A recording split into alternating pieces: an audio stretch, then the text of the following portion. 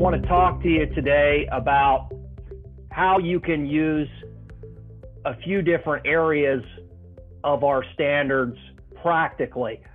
These are areas that myself and many of my colleagues run into challenges, and I suspect if you haven't run into areas where these areas in our standards have challenged you, you will at some point. So let's advance down through these bullet points on this page.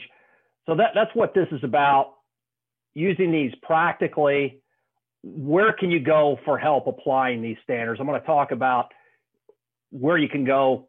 Right here, you can see where you can go at HQ to find help on standards at our website. You can also reach out to me, and I'm going to talk about this a little bit more detail in a minute.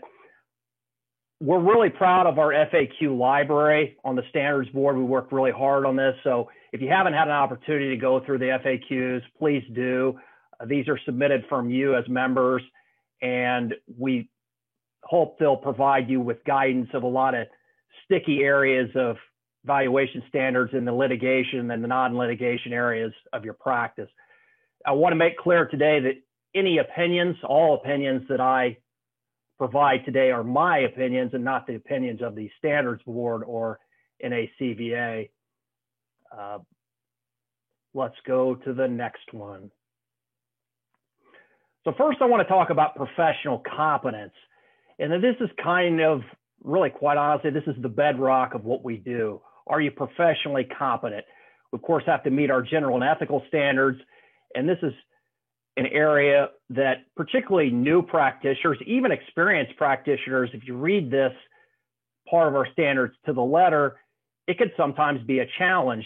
Now let's talk about some of the ways that you can meet the professional competence standard in the next slide.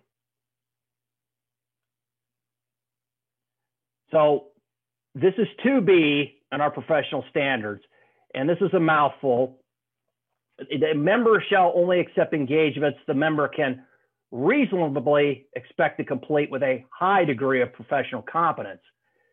If you or I, as members, lack knowledge or experience to complete such engagements with a high degree of competence, you're not precluded from performing those engagements. However, you must take steps necessary to gain the expertise through either additional research or consultation with other professionals. So I highlighted some areas in here. In the event that you haven't read this recently, just to be thinking about this. And again, this is under 2B. So let's go to the next slide. What does this mean for you? The first thing I want to say is, I thought about this a lot, and I would say probably get used to your phone or Zoom if you're not already, because a lot of things here can get lost if you're using emails in the context. So I would encourage you to, if you haven't already built your network within NACVA, other practitioners, use your phone, use the tools we have, get those visual and verbal cues so that you're both on the same page. Don't expect to know everything when you start out. Let's put these other bullet points up on the page. So just go ahead and get them all out on the page. So phone and experienced colleague. One suggestion is you may want to pick someone in another market outside your local, especially if you are in the litigation arena, probably for obvious reasons. But you do want to pick somebody that's going to understand your particular issue. And if you're new to NACVA, reach out to me and I can help you find the people that you're looking for. My choice of language on this fourth bullet point probably could have been done a little bit better. What I'm talking about here is if you're going to be asking for a lot of time of a potential mentor, you may want to consider saying, okay, would you want to bill me for that time? You bill your client separately. Maybe they bill you for some of that time that they're helping you with the engagement. And so you keep everything kind of clean. There is nothing wrong with referring engagements out, especially if your practice is small. I have, a perspective of a solo. The bigger your firm, probably the easier it is for you to meet, to do more complex engagements. However, just know that even within a firm, you have to be able to find somebody to help you navigate these professional competency issues. I have a much bigger not do list of engagements than a will do list. And I would encourage you, especially if you're a small practitioner, to consider that as well. And you can contact a member of the mentor support group at NACBA HQ. Here's a couple of the contact routes you can go through: phone number or email. As has been stated by a lot of the professional liability carriers, engagement selection is one of the best ways to avoid liability. So this is important. We all want the work, but we have to figure out how to do the work. You can find a way through, but don't guess, okay? So find a way through with a mentor or somebody experienced. So let's go on to the next slide. Here we're talking about, this is just a slide to represent jurisdictional exceptions. So this is something, and I had to tell a quick story. I had a colleague reach out to somebody in another market, and he provided her with his standard report or a sanitized report for something he had worked on. And she said, understand that if you provided that report in the court here, you would be laughed out of court.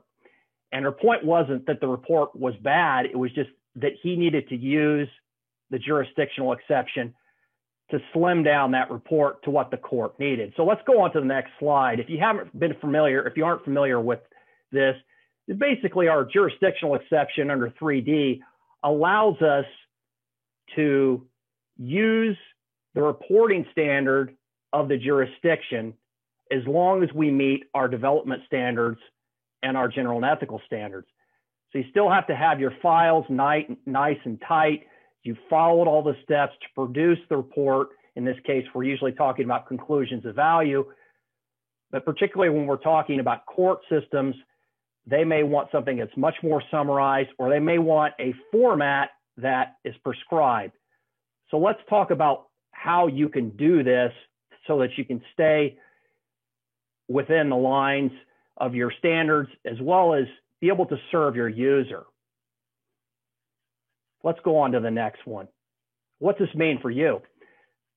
Let's just go ahead and advance these bullet points out. So ask counsel what the court requires. Just right out of the gate, try to find out you need to find out what it is they need, and make sure that you're over communicating this. Everyone understands what kind of report's going to be produced, and you're going to meet the jurisdiction's rules. And the last thing you want to do is to be embarrassed or have some sort of a claim against you or something like that, something horrible like that. So just, again, front-end communication is key here. And you still have to meet the development standards and follow the general and ethical standards. So let's go on to approaches and methods. This is under 4F. Valuation methods, again, this is something I run into a lot. I think a lot of other practitioners struggle with. Our valuation methods are commonly categorized into the asset-based, market, income, or a combination of these approaches.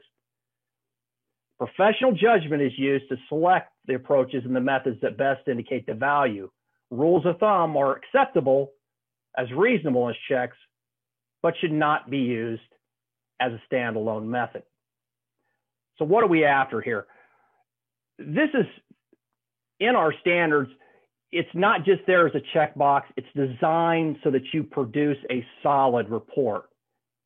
So let's talk about how you might approach this, and note the old valuation joke. It all depends, right? I'm going to give you a scenario where you might be able to approach it this way, but note the devil's always in the details. So let's talk about some way you might approach this particular part of our standards in the next slide. So I like to think of this particular area of our standards as kind of the three-legged stool. And sometimes when one of those legs or two of those three legs is missing, the stool gets quite wobbly.